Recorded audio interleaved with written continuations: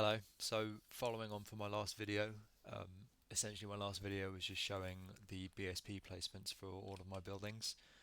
This is the next stage of development now. So, I've basically taken a lot of those BSPs and modeled them in Maya and then done all the texturing in Substance. Um, so, I do still have a couple of buildings dotted around here that do need to be modeled and textured and everything. I've started this one in Maya at the moment.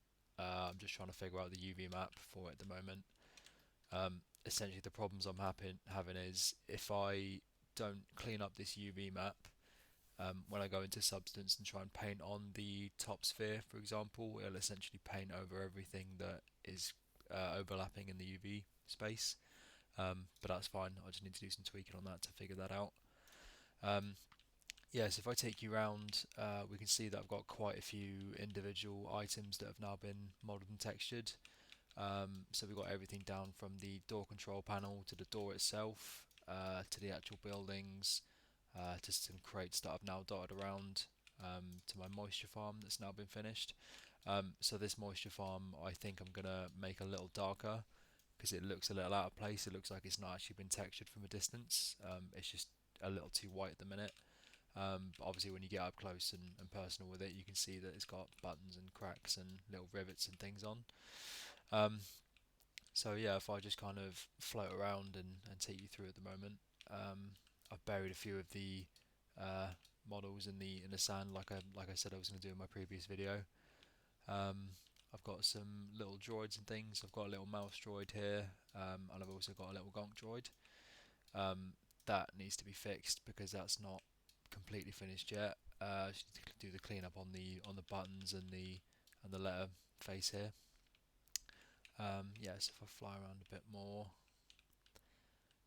this is my essentially the centerpiece of the environment here. Um, Kind of like a town hall or just a big unique building. So there's quite a lot of stuff on this. I've got a few of the crates on the inside as well. I've got the landscape kind of poking through to make it look like the sand's blown in. Um, got a big grate on the top as well. I've repeated that over here as well with two little smaller ones. A couple of vents and all that sort of stuff. I've made this one look really kind of dirty and old and scratched up. So I was really happy with the texturing for this one. This is one of the better texturings I've done. Where I wanted to go in the future for this. So when I start going into post production, I would like to have some various effects in my scene. So I would like for the character to leave footprints as he's walking. So I think that would be really cool to have footprints left in the sand as you walk around. I also wanted to have some footprints kind of going down this main alleyway here, kind of going into the left and down towards the town hall. I think it'd be really cool to have a load of footprints in the sand there.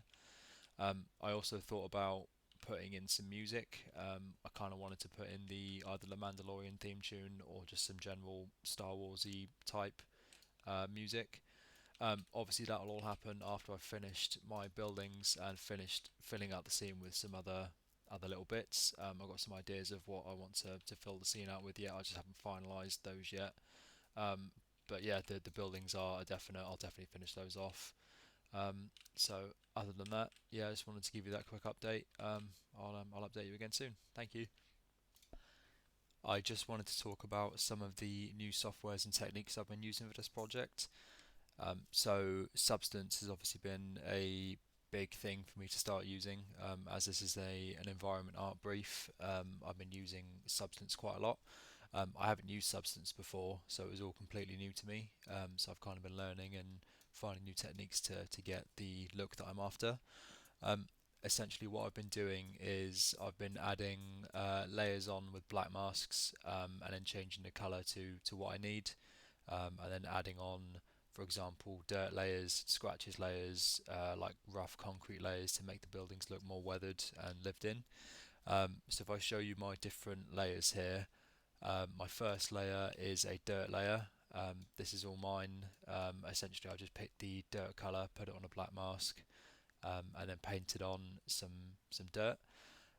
So following that, we went into some cracks. So I added in some cracks and scratches and pitting all over the side of the buildings. A lot of these techniques were used for all of the things like model and substance because I wanted them all to have generally the same look. I didn't want them to have the cracks and pitting in the same places. But yeah, I wanted the same kind of look for all of my buildings. Following that one, we've gone on to a like a dust layer. I put on like a brown dusty layer onto here, so we can see on the top here it's all kind of smudged and dirty on the walls and the top and everything. After that, I put on a roughness layer. So this was actually concrete, which I increased the height on to make it look like the bricks were all weathered and kind of broken up and everything. Um, so not sure what that one was. And then the color was the next one. The colors of my buildings do tend to change. I didn't want all of the buildings to have one uniform, exactly the same color.